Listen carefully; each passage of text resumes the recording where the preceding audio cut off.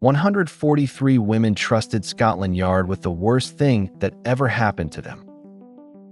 On August 11, 2026, an email meant to protect their privacy did the opposite. Every name on that list could see every other name. This is the Metropolitan Police. The case is Operation Cornpoppy. The email looked routine. A monthly update on Operation Cornpoppy, the Met's investigation into who enabled Mohammed al-Fayed's abuse. It named 3 new suspects, in their 70s and 80s, now interviewed under caution.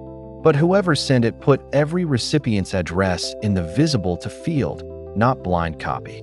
A settings mistake, and a protected list became a public one. Operation Cornpoppy isn't chasing al-Fayed himself. He died in August 2023 at 94 without ever facing a charge. It's chasing the people around him, the staff, the enablers, anyone who may have facilitated what he did for decades at Harrods. The Met has said 154 people reported allegations connected to him. The Independent has reported more than 400 claims of sexual misconduct against him, stretching back to 1977. 21 women came forward before he died. The Met's major investigation didn't open until November 2024. Today, 1 serving officer and 4 former officers sit under a misconduct investigation over how those early reports were handled. For these women, anonymity was never a preference. It was the deal. Some spent decades in silence before they reported what happened to them, trusting that coming forward wouldn't cost them their privacy. The monthly email existed so they could follow the investigation without ever seeing each other's names or being seen themselves. On August 11th, that deal broke. Here's the first turn. This was not the Met's first survivor data failure this year. In June 2026, the force sent handwritten interview notes belonging to survivor Joanna Brittan, her address, her phone number, her date of birth, to a different alleged victim in Australia. By mistake. The Met called it human error, referred itself to the regulator, and offered Brittan a one-off payment. She was told lessons had been learned. 2 months later, her own email address went out to 42 strangers on the Cornpoppy list. Her verdict, in her own words, more of the same. Think of a group email like a room. Blind copy, BCC, puts every guest behind their own curtain. No one sees who else is inside. Put the same names in the to or CC field instead, and you've torn down every curtain in the room at once. That is the entire mechanism here. No hacker, no malware. One field, left open. Trace it end to end. A survivor opts into monthly Cornpoppy updates. An officer drafts the update, naming the new suspects. The recipients go into the field, not blind copy. 143 victim email addresses become visible inside their own batch groups, survivors identifying survivors, on a case built around secrecy. To the Met's credit, the response was fast. The force says the error was caught quickly, and everyone affected was contacted directly, the same day, by phone or in person. It self-referred to the Information Commissioner's office and opened an internal investigation as a priority. Fast cleanup. But the exposure had already happened, and it can't be undone. The Met says it had split recipients into smaller groups, so no single batch saw the entire list of survivors, only the people inside their own group. It softened the scale of the breach, but it didn't stop it. For Joanna Brittan, that group still held 42 other survivors' addresses sitting next to her own. LBC reported the breach happened across 5 separate emails, sent on the same day. The Times, cited by LBC, put the full recipient list at around 159 names, meaning the exposure wasn't one careless click. It was a pattern repeated, email after email, that morning. And the update itself wasn't nothing. It told survivors that 3 more suspects, 1 in his 70s, 2 in their 80s, had just been interviewed under caution, bringing the total across the investigation to 7. Real progress on a decades-old case, delivered through a broken channel. Second turn. This breach didn't happen in a vacuum. 6 days earlier, on August 5th, The Information Commissioner's Office had already reprimanded the Metropolitan Police and issued an enforcement notice for 2 separate data failures.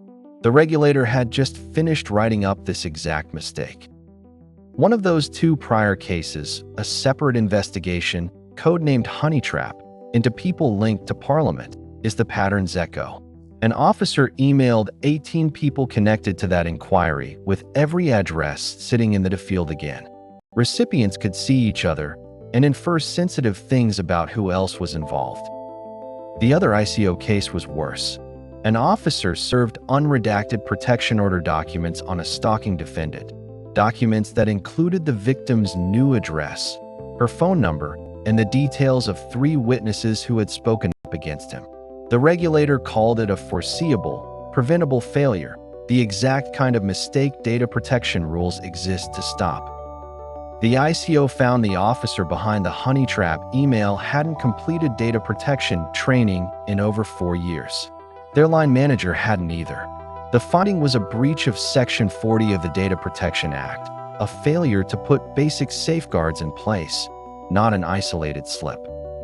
The Met said it was disappointed in itself, but accepted the failures weren't acceptable. It pointed to fixes already underway, including a behavioral alert tool designed to flag emails going out to multiple external recipients before they're sent, a warning meant to catch the mistake before it leaves the building. So the open question sits right there.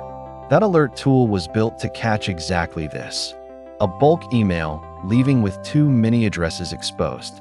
6 days after it was promised, did it fire on the Cornpoppy email? Or wasn't it live yet? The Met hasn't said. Zoom out, and the numbers stack up against the Met. 400+ historical misconduct claims stretching back nearly 40 years. 154 survivors who came forward. And in June, 3 separate survivors filed complaints with the police watchdog, the IOPC, over how their original reports were handled years earlier. Third turn. Set the scale of Operation Cornpoppy against its results. Hundreds of historical claims. 154 reporters. And so far, 7 people interviewed under caution, 0 arrests confirmed. Survivors are left asking how many facilitators detectives believe actually existed, and how close this investigation really is to answering that. Survivor advocates didn't hold back. Dame Jasvinder Singh Hera said women felt violated, and called the apology that followed, hours later, not good enough. The co-chairs of Justice for Fayed and Herod survivors called the breach appalling and demanded to know what strengthened protections actually meant. As of now, there's no fine and no penalty for the Cornpoppy breach. It's still at the self-referral stage, with the ICO's outcome pending. Public sector data failures in Britain tend to end in reprimands, not fines. To survivors watching, that can look like consequences with no teeth. The fix here isn't exotic. Bulk emails to sensitive lists need blind copy. Check before every send, not after. Data protection training needs to be current for every officer who touches victim data, not overdue by years. And the Met itself says it's now reviewing whether email is even the right channel for updates this sensitive. 143 survivors of one of Britain's highest-profile abuse investigations were exposed to each other, not by a hacker, but by a settings field. Twice in 1 year, the Metropolitan Police has said it learned its lesson. We're working from Met statements, BBC and independent reporting, and the ICO's own findings. Full links in the description. Which corporate failure should we open the file on next? This has been Corporate Breach.